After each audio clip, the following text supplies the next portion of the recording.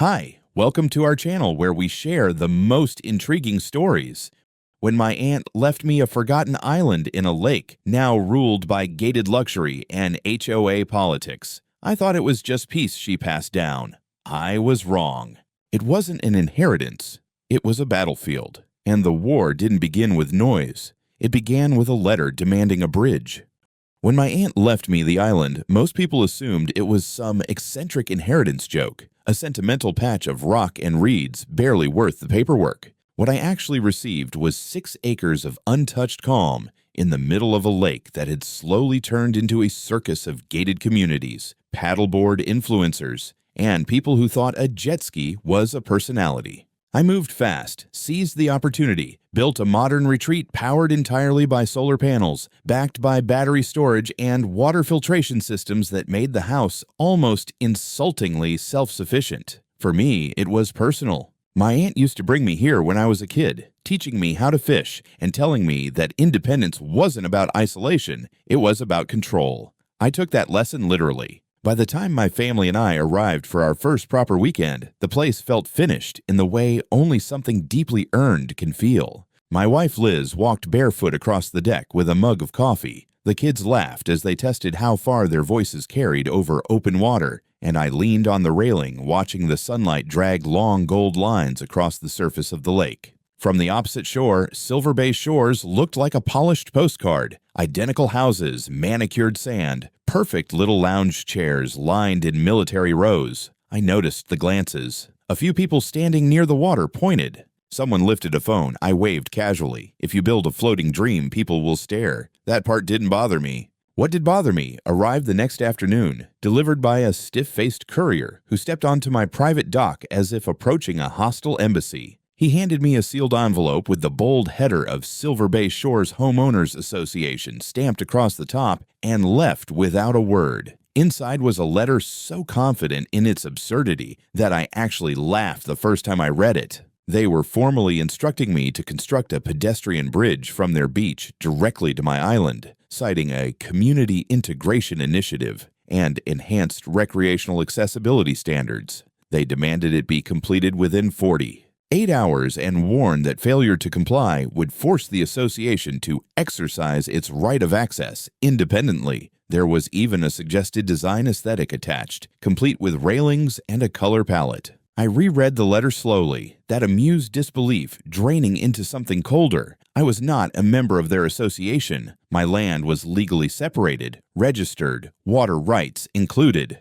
I owned the lakebed under the water around my island and had verified every single detail before the property transfer finalized. And yet here was this woman, Karen Davin, president of Silver Bay Shores, informing me that my island needed to accommodate their residents as if I'd parked a food truck in their driveway. I called the number listed. A cheerful voice transferred me to Karen. She spoke like someone trained in passive aggression and scented candles, assuring me that this was simply about harmonizing development and that my island had already been included in a broader community plan. I informed her calmly that no bridge would be built and no access granted. She offered a rehearsed chuckle and told me it would be best to discuss this in person. So I did. The Silver Bay HOA office looked exactly like its personality. Glass, polished wood, photos of smiling families, and laminated plans pinned to every surface. Karen greeted me with the kind of smile people use before they invoice you for something you didn't order. Around her sat a couple of board members pretending neutrality. She explained that cooperation was expected, that the community had long envisioned the island as a shared amenity, and that resistance would not be seen favorably.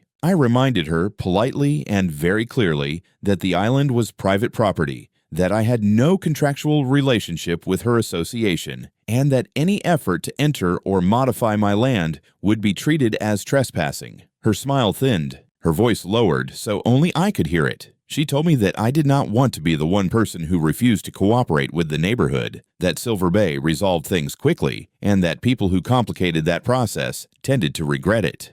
I looked around the room, at the polished walls and carefully curated illusion of neighborhood harmony, and realized she wasn't asking. She was testing how far she could go before I pushed back. I didn't flinch. I told her exactly where my legal line stood. Then I left, walked past her perfectly symmetrical welcome sign, and returned to my perfectly symmetrical lake, already knowing this wouldn't end with a bridge. The next morning, I woke up before anyone else, purely out of habit, and stepped onto the deck to watch the surface of the lake barely ripple under a pale gray sky. The quiet was exactly what I had fought for in the first place, and I stood there for a moment enjoying the illusion that the previous day had been nothing more than a bureaucratic hallucination. Then my phone buzzed. 3 missed calls, all from an unfamiliar local number. By mid-morning, I decided to take the pontoon across to the nearest proper access point on the mainland to pick up supplies. In the past, everyone used the shared launch area that bordered Silver Bay's beach and the public parking lot behind it. It was efficient, neutral ground,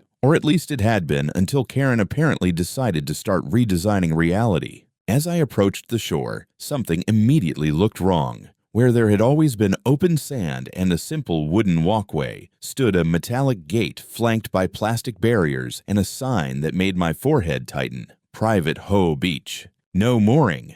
Members only. I slowed the pontoon, staring at the new structure as if it might apologize and reposition itself. Instead, a broad-shouldered security guard stepped forward and motioned me away before I had even touched the dock. I raised my voice over the soft hum of the engine and explained that I wasn't attempting to use their beach, but only needed to walk through to the public lot for groceries. He didn't flinch. According to his instructions, my island now fell under the association's infrastructure plan, and my presence near the shoreline constituted unauthorized use of HOA-controlled recreational space. Then Karen appeared, as predictably as rainfall after thunder. She wore leisure clothes and a smile that seemed designed to infect the air with false civility. She held a laminated map and gestured dramatically, explaining, for the benefit of the curious cluster of residents gathering behind her, that the island had been reclassified as a shared water amenity and that my pontoon activity interfered with their quality of rest. I calmly informed her that my property status had not changed simply because she drew a colored shape around it. She responded by taking out her phone and dialing the sheriff's office, announcing that she felt threatened and that a non-member was causing disturbances by illegally mooring at their private beach. I did not raise my voice. I showed my registration, my property documents, my identification. I even offered to email copies directly to the responding officers. None of it altered the flow of the situation. A county patrol arrived, and while the deputy seemed uncomfortable, Karen's confidence was relentless. She spoke with absolute certainty, referencing community standards, unauthorized entry, improper activity. The deputy looked at my paperwork, then at her maps, then sighed the way someone does when they wish training manuals covered social warfare. He informed me that while no charges would be filed, I was being formally instructed to avoid mooring in that area until clarification of rights could be achieved. He suggested that compliance would prevent further escalation. I remember nodding, not in surrender, but in calculation. Despite the lack of criminal accusation, I was taken in briefly to provide a formal statement. 2 hours elapsed in a dull county building, while Karen likely celebrated another small victory with cucumber water and collective indignation. By the time I walked out, my disbelief had hardened into focus. That gate was not about beach organization. It was a territorial marker, and I had become the inconvenient variable in someone else's fantasy of control. When I returned to the island, I sat down in my office and opened every piece of documentation I owned on this property. The deed, the water rights, the county zoning approvals. Every layer of my ownership existed cleanly, unquestionably. It was all there, certified and exhaustively reviewed before I had even poured the first concrete footing. I sent digital copies to my attorney in Minneapolis with a short message. They're drawing my island into their HOA like it's a public lounge chair, and they just had me escorted off their water. His response came less than 10 minutes later. If they're using police for pressure and maps to rewrite boundaries, this isn't a misunderstanding. This is an attempted takeover. As I leaned back and closed my eyes for a second, the sound of distant voices carried over the lake from Silver Bay's beach, laughter and music floating across the water like nothing had happened. From their perspective, I was probably already the villain of a shared neighborhood story. From mine, the line between inconvenience and confrontation had just been crossed. By the time the sun slipped behind the western tree line, I had already stopped thinking of Silver Bay as a neighborhood and started viewing it as a coordinated organism, the kind that smiles while tightening its grip. My attorney's message kept echoing in my head, So instead of letting irritation ferment into passivity, I leaned into what I understood best: structure, evidence, and precision. I spent the remainder of the evening compiling everything: property deeds, water rights, archived survey diagrams, zoning confirmations, satellite overlays, and sent a complete dossier to Minneapolis with a note that said this situation was moving. Faster than polite mediation could keep up with. The next morning, my phone began vibrating nonstop. Friends, unknown numbers, even a cousin who never called unless there was prime gossip involved. Somewhere between my second cup of coffee and my first sip of sanity, I opened a local neighborhood forum and realized Karen had already begun forging a narrative. Apparently, I was the latest menace to community peace. The wealthy tech owner who had locked away shared natural resources. The man who refused to support family-friendly access to the lake. It would have been amusing if it weren't so carefully curated. What caught my attention was a private message from someone named Josh, a resident of Silver Bay Shores. He apologized for contacting me but said he couldn't stand the misinformation. According to him, Karen had sent an email blast claiming my island had always been part of a communal recreation plan and that my refusal to build the bridge posed a safety risk to children. He attached screenshots of a thread filled with half-truths and engineered concern. One woman suggested residents should pool legal funding to force compliance. Another implied my island must have been acquired illegally. I replied simply, thanked him, and asked him to keep any communication from Karen. If she wanted to run her campaign on fiction, I was more than happy to illuminate the parts she couldn't edit. Later that afternoon, my attorney forwarded documents uncovered through a formal request to the county. Among them was something labeled as an updated amenities plan submitted by Silver Bay 1 year prior. I opened the attachment and immediately noticed the manipulation. The island was shaded in a neutral gray, not labeled by owner name, presented as an undefined zone rather than what it was, a private parcel with recorded boundaries. There was language referencing historical usage by local residents. No dates, no citations, just implication disguised as history. The deeper we looked, the clearer it became that this wasn't ignorance, it was choreography. A selective omission here, a conveniently vague footnote there. My attorney called it what it was: an attempt to establish a fictional precedent through repetition and paperwork saturation, the type of slow burn that eventually convinces undertrained officials that something illegal has always been normal. Deciding that remaining silent would only validate Karen's propaganda, I published my own response within the local discussion board, calm, precise, unemotional. I clarified that the island had been lawfully transferred, that I owned both land and surrounding water, and that I had received an official demand from the HOA to construct a bridge into my property within 2 days. The comments exploded immediately. Some accused Karen of overstepping. Others defended her with passionate ignorance. Either way, the air was suddenly thick with attention they could no longer control.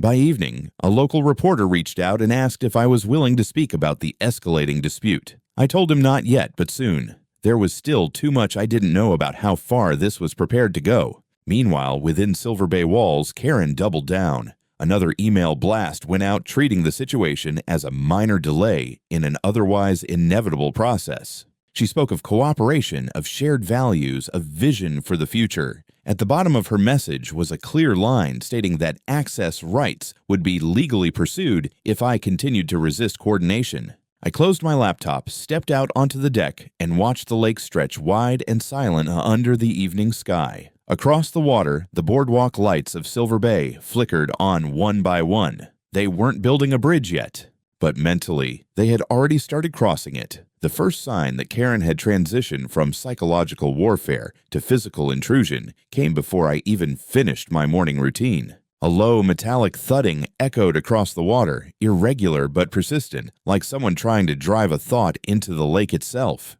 I stepped onto the deck and traced the noise back to Silver Bay's shoreline, where a flat barge had appeared with men in reflective vests and heavy boots swarming across it. Hydraulic equipment leaned toward the water, and long steel shafts were being maneuvered into position with the quiet precision of people who believed paperwork would shield them from consequence. I didn't squint. I didn't wonder. I reached for the drone console and sent one straight up, its camera locking onto the activity with surgical clarity. From above, it was undeniable. They were lining up piles in a trajectory that pointed not just into the bay, but directly toward my island. I zoomed in and caught Karen standing near the edge of the beach, gesturing animatedly with a clipboard in hand, supervising like some suburban admiral commanding a fleet of power tools. I called my attorney without hesitation.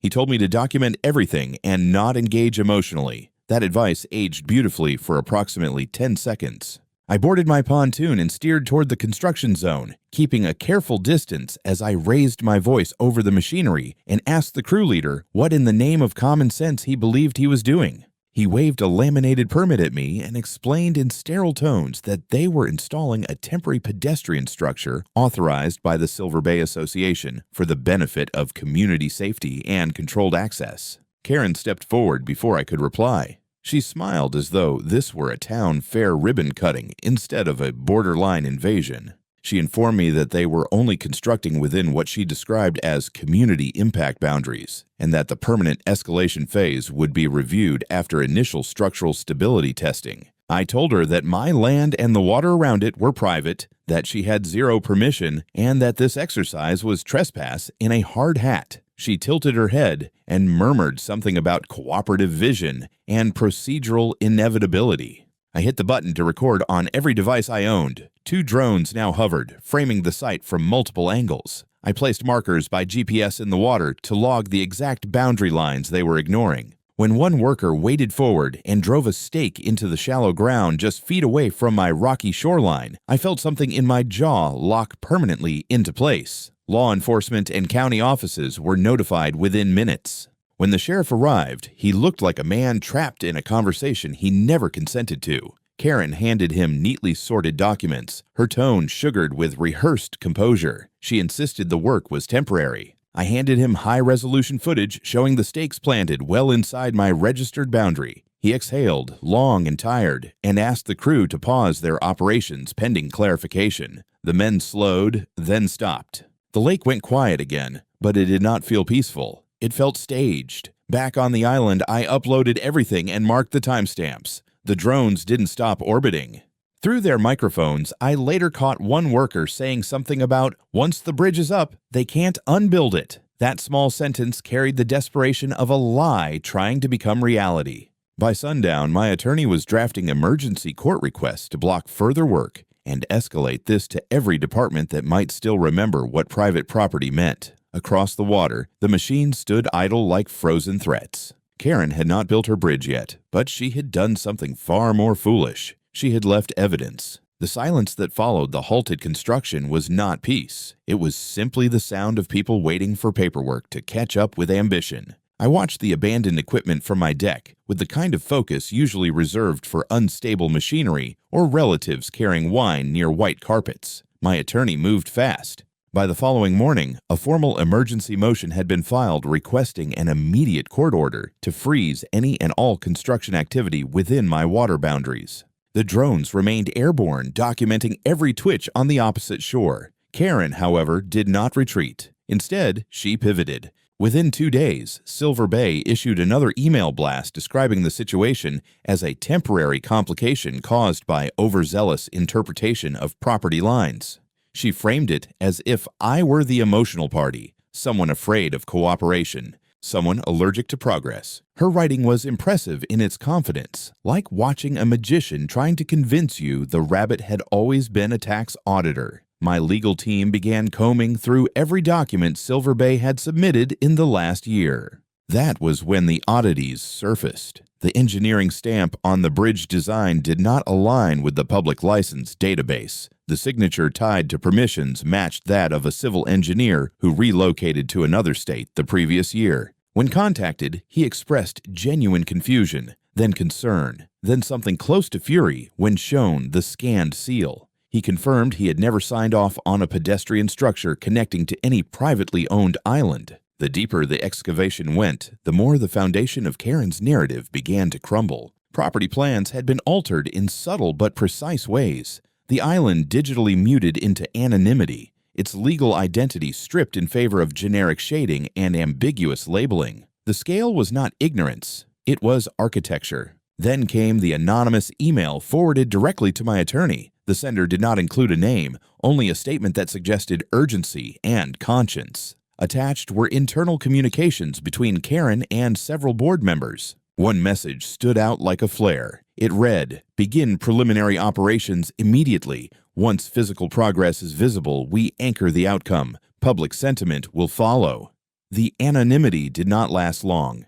She contacted us under the name Linda, a member of the HOA board. Her voice over the phone was cautious but unafraid. She claimed Karen had been operating without transparent approval and masking significant risk to the association. She felt it had crossed from optimism into manipulation. She offered to provide testimony, documentation, and internal correspondence if we could guarantee she would not be left alone to absorb the fallout. We agreed. Within the following week, the case attracted the attention of a regional reporter who had been quietly tracking the developments. I provided limited commentary and allowed the release of selected drone footage along with excerpts from the letter that demanded I construct a bridge as if carpentry were optional obedience. The resulting news clip painted the situation clearly. Private island owner faces potential property invasion by aggressive association attempting to redefine ownership through unilateral action. Silver Bay's public response grew inconsistent. Karen issued statements about miscommunication, then doubled down on terms like sustainable development and collective benefit.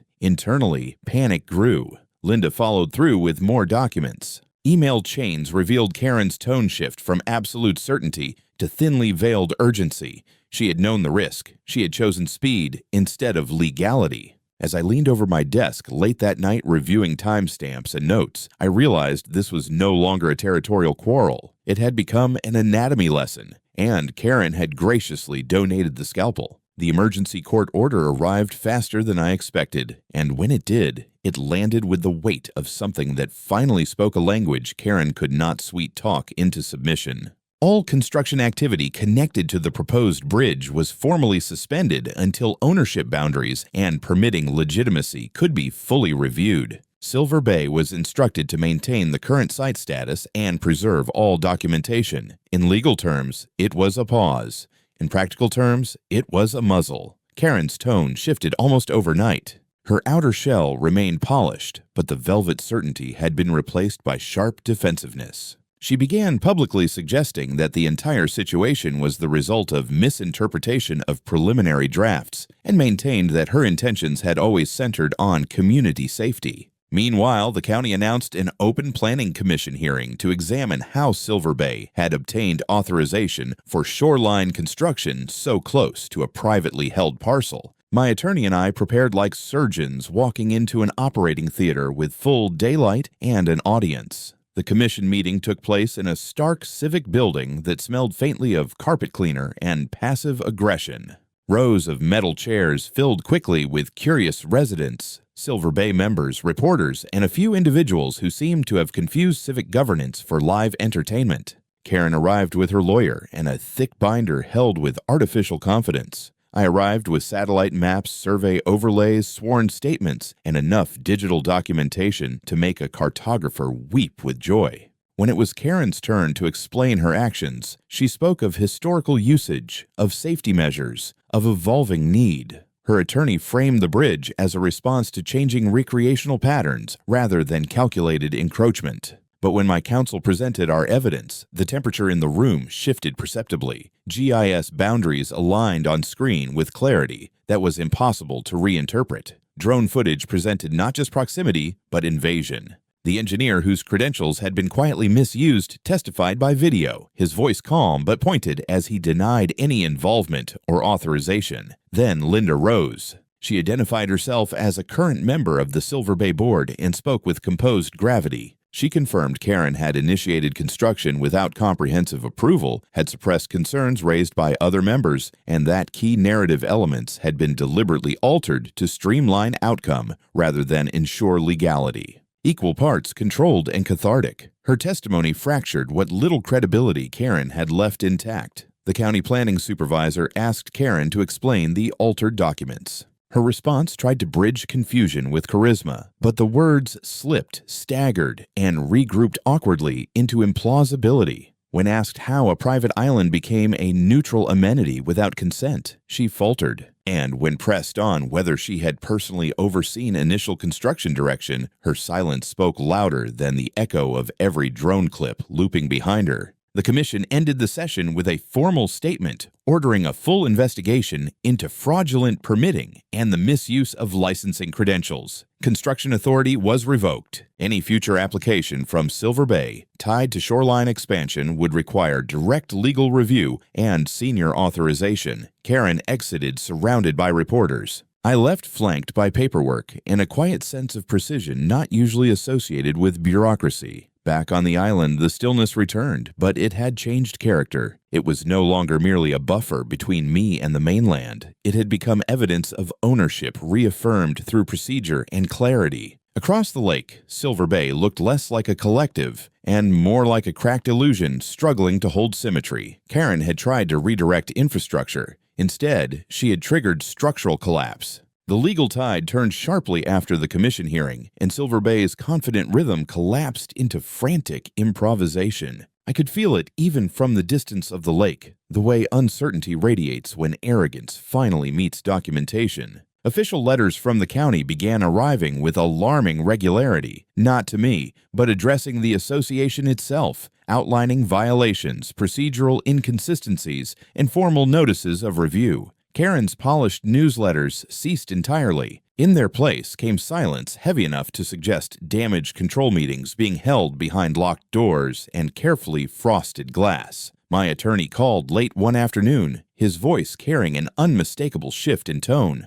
The county prosecutor had formally opened an investigation into fraudulent documentation, misrepresentation of land status, and unauthorized encroachment. Karen had been named directly. Her legal counsel, previously vocal and confident, now operated with clipped sentences and delayed responses. It was no longer a zoning disagreement. It was a breach of trust complicated by criminal possibility. Silver Bay's insurance provider withdrew protective coverage after reviewing internal communications and evidence of intentional action. That simple administrative decision set off a chain reaction.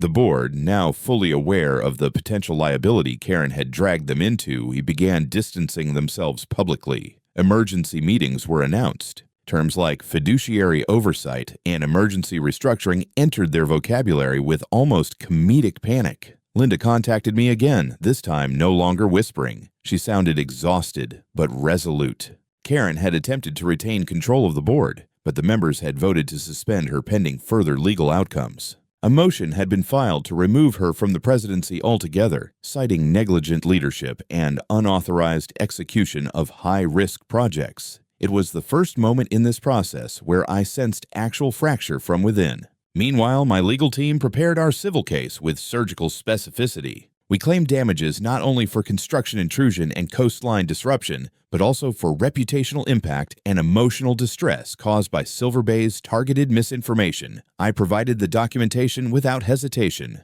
Every archived thread, every screenshot, every time-stamped message I had stored now carried official relevance. When Karen's attorneys approached for settlement discussion, the language they used was timid, softened, apologetic. It was a stark contrast to the confident ultimatum I had been handed on my dock weeks earlier. They proposed resolution through compensation and mutual non-disclosure. I declined immediately. This was not about money alone. This was about precedent. Court proceedings moved forward with a momentum engineered by their own missteps. Hearings unfolded like an autopsy under fluorescent light. Each evidence submission revealed the anatomy of a scheme designed to absorb private land piecemeal until ownership ceased being recognized by convenience. Testimony from the engineer confirmed misuse of identity.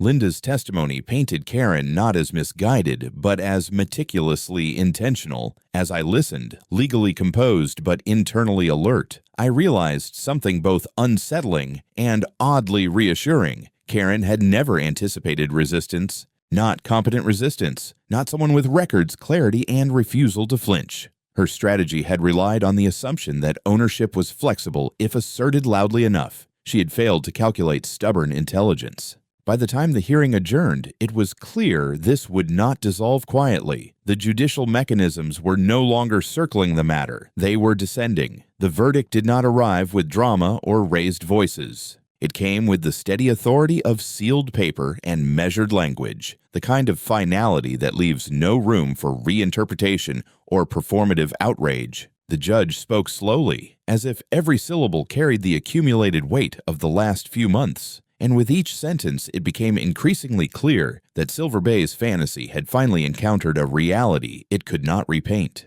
The association was found to have acted with deliberate misrepresentation, having knowingly altered land documentation and advanced unauthorized construction in an attempt to enforce access to private property that had never legally belonged to them. My ownership of the island and surrounding water was reaffirmed in explicit terms, not merely acknowledged, but fortified through permanent injunction. No structure, passage, or physical intrusion would ever be permitted within a specified radius of my property without my direct consent, notarized and confirmed through judicial oversight. Karen was held personally accountable. The ruling detailed her involvement, referencing internal messages, timing patterns, and her direct encouragement of premature construction despite known boundary conflict. She was removed from any governance role and barred indefinitely from holding executive positions in residential organizations across the state. Her legal representation did not fare much better, facing disciplinary review and the suspension of license following confirmation of procedural manipulation.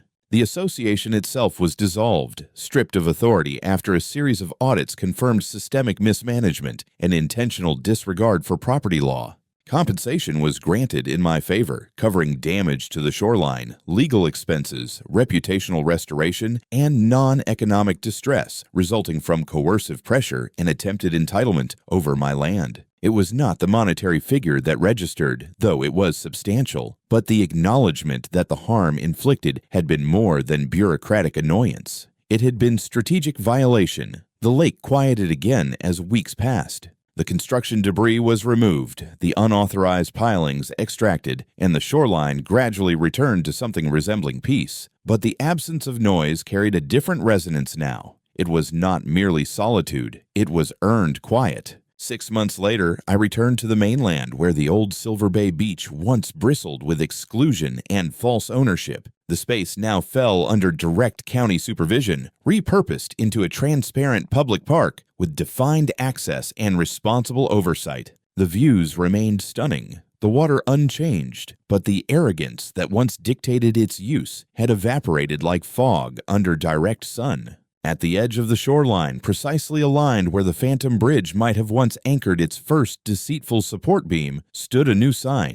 Not aggressive, just honest. Private waters, private island. If you do not know where your property ends, do not build a bridge where you are not welcome. Local papers referenced the case frequently, labeling it a precedent for property boundary reform, for homeowner association regulation, for civil transparency. I declined most interviews. The island did not need spectacle. It needed silence, breeze, and the occasional laugh of my children echoing across open water. On a calm afternoon, I guided the pontoon gently along the edge, watching the sunlight dance across the surface, feeling again that clarity my aunt had once instilled. Independence was never about distance. It was about knowing where you stood and refusing to move when someone tried to drag you across a boundary that was never theirs to draw. It was never about the bridge. It was about the line.